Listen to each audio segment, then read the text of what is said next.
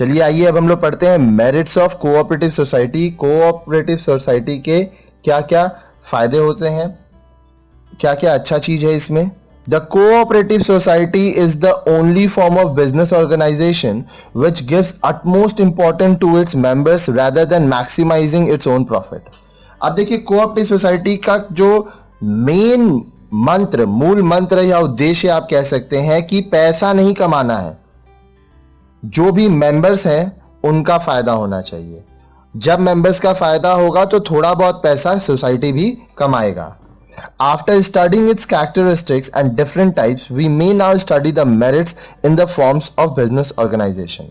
हम लोग इसके पहले पढ़ चुके हैं कि क्या क्या प्रकार के कोऑपरेटिव सोसाइटी होते हैं, तो चलिए आइए अब हम लोग इसका मेरिट्स पढ़ते हैं। सबसे पहला, easy to form.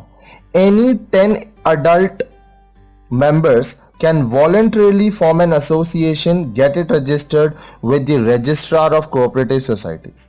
The registration is very simple and it does not require much legal formalities। कोई भी 10 वयस्क लोग, 10 लोग जो 18 साल से ऊपर हैं, वो लोग मिलके एक सोसाइटी बना सकते हैं।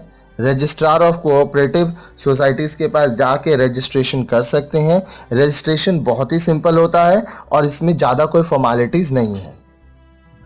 Legal liability, the liability of the members of the cooperative society is limited up to their capital contribution.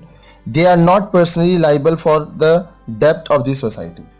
देखिए अब यहाँ पे जो लाइबिलिटी है वो लिमिटेड है, क्योंकि कोऑपरेटिव सोसाइटी में जो मेंबर अपना पैसा डालते हैं उतना ही पैसा सोसाइटी में रहता है, बाहर से कहीं से नहीं आता है। साथ ही साथ अगर सोसाइटी का कुछ उधार है तो वो हर एक मेंबर पर्सनली उसके लिए उत्तरदायी नहीं होगा, ओवरऑल जितने मेंबर है सब मिलकर उसको संभालेंगे।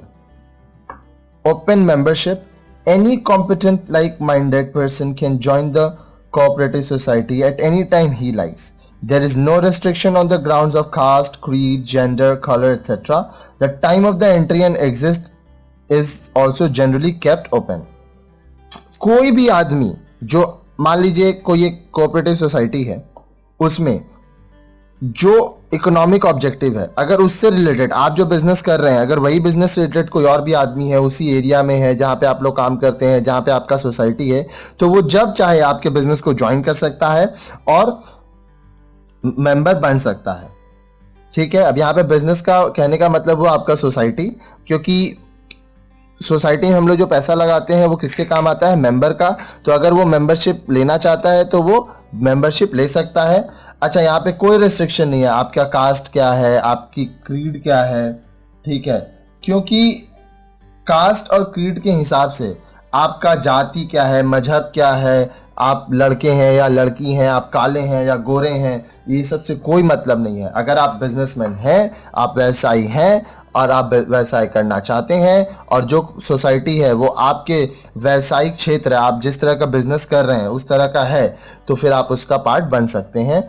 इसमें एंट्री और एग्जिट किस तरह से होता है, वो जनरली ओपन रहता है। आप जब चाहे एंट्री लें, आपको नहीं समझ में आ रहा आप उसको एग्जिट कर सकते हैं as per the rule of the society you are joining. Next है state assistance.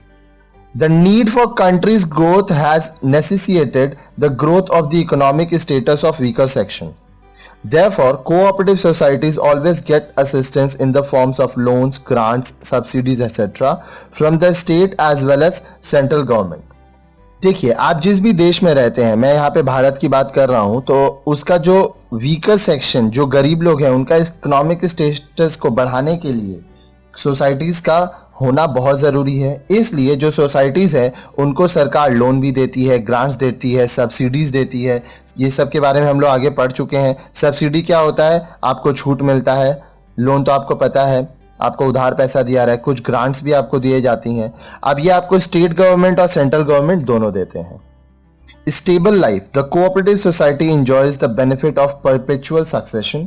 The death, resignation, insolvency of any member does not affect the existence of the society because of its separate legal entity. अब देखिए, society काफ़ी दिनों तक चलता है, काफ़ी सालों तक चलता है। मान लीजिए एक सोसाइटी है जिसमें 25 मेंबर है, अगर 5 का डेथ भी हो जाए या उनमें से कुछ इंसॉल्वेंट हो जाए या कुछ भी हो, उस को फर्क नहीं पड़ेगा, सोसाइटी चलता ही रहेगा, क्योंकि ये लगातार बढ़ोतरी करते रहता है। फिर tax concession, to encourage people to form cooperative societies, like the government generally provides tax concessions and exemptions which keep on changing from time to time। अब देखिए, कोऑपरेटिव सोसाइटी बनाने से सरकार को भी फायदा है, क्योंकि आपका देश तरक्की करेगा, लोगों का इकोनॉमिक स्टेटस बढ़ेगा, इसलिए सरकार इसमें टैक्स कंसेशन, बहुत सारा एग्जेम्पशंस देता है।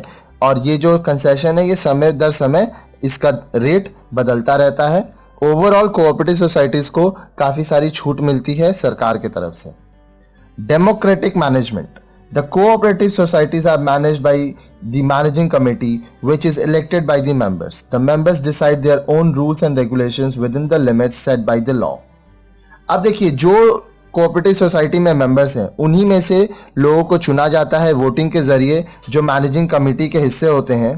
साथ ही साथ वो अपना रूल्स एंड रेगुलेशंस बनाते हैं, और ये रूल्स एंड रेगुलेशंस जो कानून है उसके हिसाब से ही सेट किया जाता है।